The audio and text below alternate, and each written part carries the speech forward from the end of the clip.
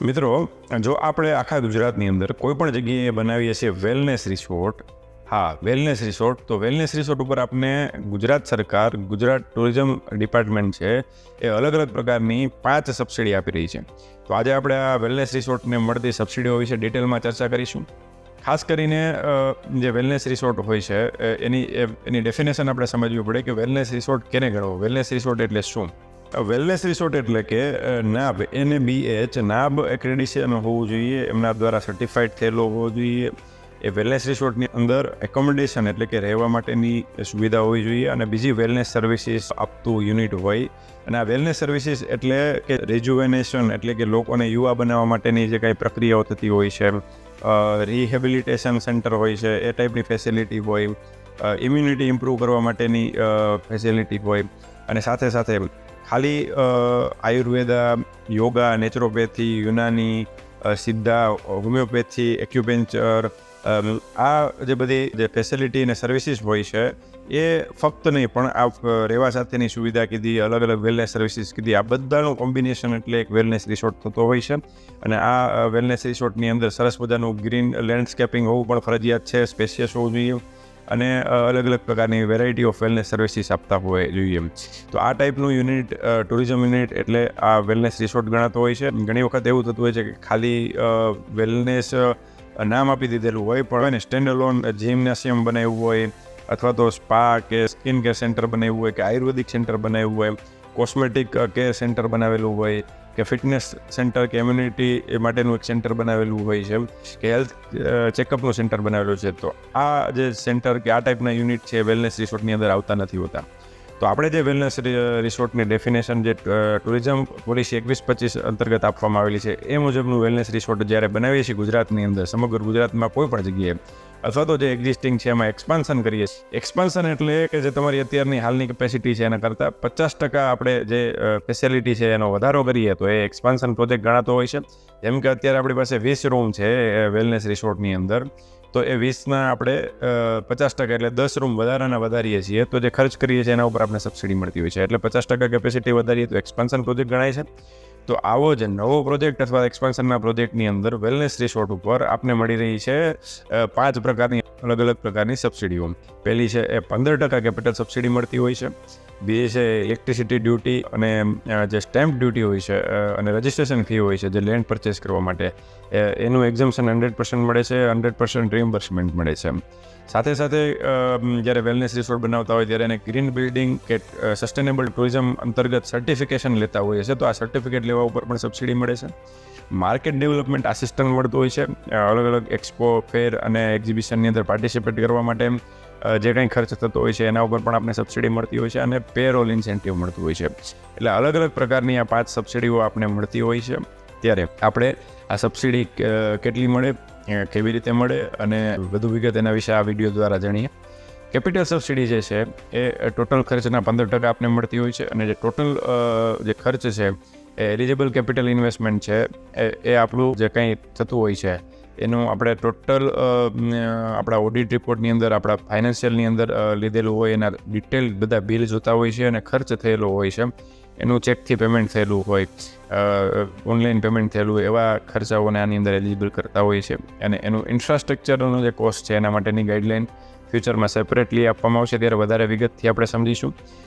સાથે સાથે જે સબસિડી મળે છે એ ઇલેક્ટ્રિસિટી એક્ઝમ્પશન માટેની જે સબસિડી મળી રહી છે, તો આપણે જે લેન્ડ પરચેસ કરીએ છીએ એના ઉપર જે સ્ટેમ્પ ડ્યુટી આપણે ભરતા હોઈએ છીએ અને રજિસ્ટ્રેશન ફી ભરતા હોય છે એ પણ પાછી મળે છે. અને આપણું જે ઇલેક્ટ્રિસિટી બિલ આવતું હોય છે એવરી મંથ, એના 15% જેવું ઇલેક્ટ્રિસિટી ડ્યુટી જે છે એની અંદર લાગેલું હોય છે.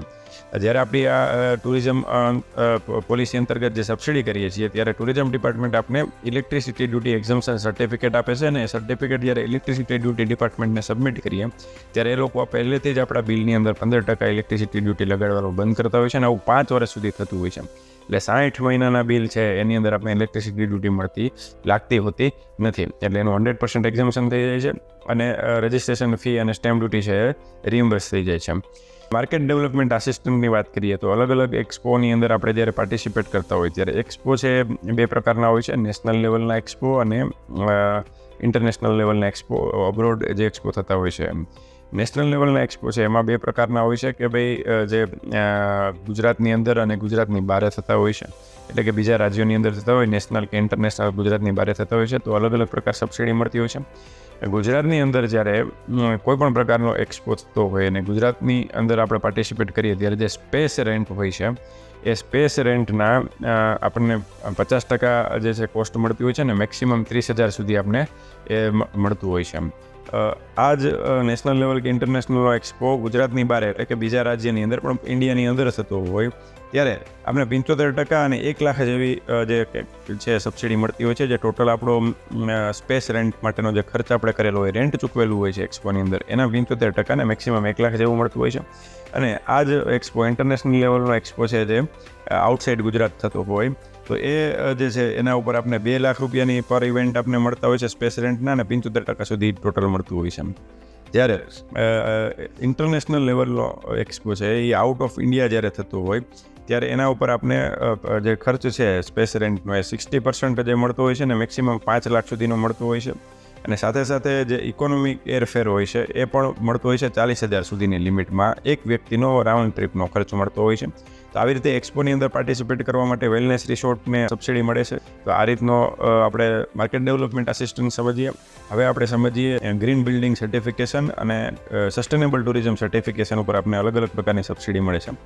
જ્યારે આપણે આપણો જ્યારે વેલનેસ રિસોર્ટ બનાવતા હોઈએ છીએ અથવા તો એક્સપાન્શન કરતા હોય ત્યારે જો આપણે જે માન્ય સંસ્થાઓ છે જેવી કે Indian green building council, IGBC અને green rating for integrated habitat assessment, leadership in energy and environment design, global sustainable tourism council, તો આ ચારમાંથી કોઈ પણ એક એજન્સી પાસેથી આપણે ગ્રીન બિલ્ડિંગ સર્ટિફિકેટ અથવા તો સસ્ટેનેબલ ટુરિઝમ સર્ટિફિકેટ લીધેલું હોય તો એના ઉપર સબસિડી મળતી હોય છે. ખાસ કરીને ગ્રીન બિલ્ડિંગ સર્ટિફિકેશન છે એના ઉપર 50% એની જે કોસ્ટ હોય છે, જે આ સર્ટિફિકેશન લેવાની કોસ્ટ છે એના 50% સબસિડી મળે છે અને વધુમાં વધુ 10 લાખ સુધીની સબસિડી મળે છે. અને સસ્ટેનેબલ ટુરિઝમ સર્ટિફિકેશન જે આપણે લઈએ છીએ એના ઉપર આપણે 50% અને મેક્સિમમ 5 લાખની આપણે સબસિડી મળતી હોય છે. એટલે કોસ્ટના 50%, મેક્સિમમ 5 લાખ રૂપિયા. ખાસ એ જોવું પડતું હોય છે કે આ જે સંસ્થાની મેમ્બરશિપ ફી છે કે પ્રી સર્ટિફિકેશન કોસ્ટ છે અથવા તો રિન્યુઅલની ફી છે, તો આ પ્રકારની જે ખર્ચ આવે છે એના ઉપર સબસિડી મળવા પાત્ર નથી. નવું સર્ટિફિકેટ લેવા માટેનો જે ખર્ચ થતો હોય એના ઉપર જ ખાલી આ ગ્રીન બિલ્ડિંગ સર્ટિફિકેશન અને સસ્ટેનેબલ ટુરિઝમ સર્ટિફિકેશનની સબસિડી મળતી હોય છે.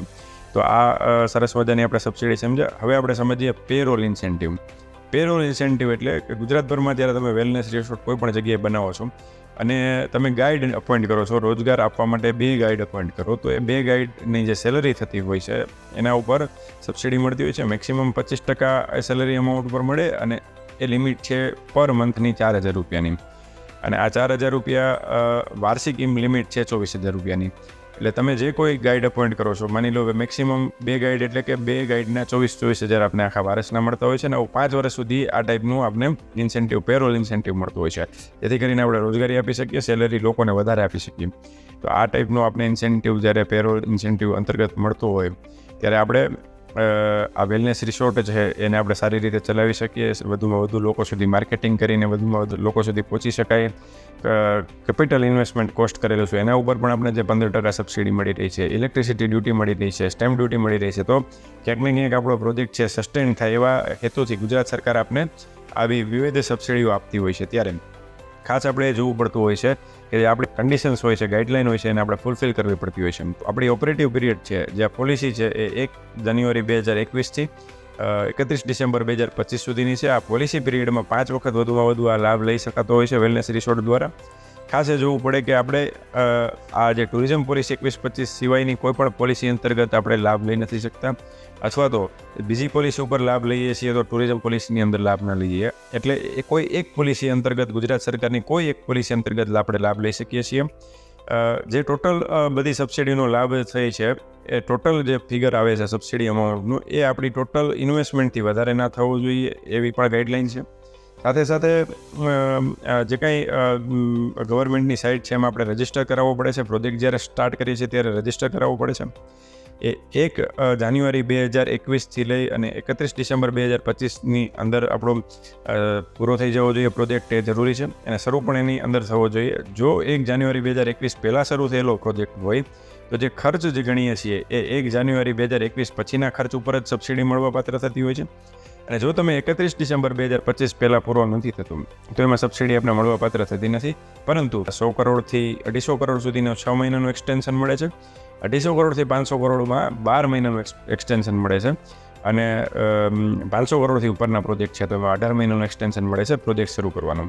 પ્રોજેક્ટ શરૂ થયું એટલે કે ફર્સ્ટ સેલ્સ બિલ આપણે બનાવીએ ત્યારની ડેટ એની સામે માન્ય રાખવામાં આવતી હોય છે. અને આ ડેટની 6 મહિનાની અંદર આપણે જે છે સબસિડીની અરજી કરવાની થતી હોય છે. Capital subsidy, electricity duty exemption, green certification છે એ આપણો પ્રોજેક્ટ શરૂ થયાના 6 મહિનાની અંદર આપણે એ અપ્લાય કરી દેવું પડતું હોય છે. અને જે આપણી પેરોલની જે સબસિડી છે એના માટે આપણે એવરી 31 મે પહેલાં કરવું પડતું હોય છે આગલા ફાઇનાન્શિયલ યરનું એપ્લિકેશન. અને જે MDA એટલે કે માર્કેટિંગ ડેવલપમેન્ટ આસિસ્ટન્ટ જે છે એનું જે કાંઈ સબસિડીની એપ્લિકેશન કરવાની ટાઈમ લિમિટ છે એ તમારા ઇવેન્ટના પૂરી થવાના 6 મહિનાની અંદર કરવી પડતી હોય છે. તો આવી રીતે આપણે અલગ અલગ પ્રકારની જે કાંઈ સબસિડીઓ છે એ વેલનેસ રિસોર્ટને મળે છે. તો વધુમાં વધુ લોકો આ સબસિડીનો બેનિફિટ લે, વધુમાં વધુ વેલનેસ રિસોર્ટ ગુજરાતની અંદર આવે આ એવા હેતુથી, એવા આશયથી મેં આ વિડીયો બનાવ્યો છે. તો આ વિડીયો વધુમાં વધુ લોકો સુધી પહોંચે અને તમારા ગ્રુપની અંદર જે લોકો વેલનેસ રિસોર્ટ સાથે જોડાયેલા છે એમને આ વિડીયો તમે પહોંચાડો અને વધુમાં વધુ લોકો લાભ લે એવો મારો હેતુ છે. હું છું રાજેશ સવનીએ, મારી ફર્મનું નામ છે Edward corporation. Thank you so much.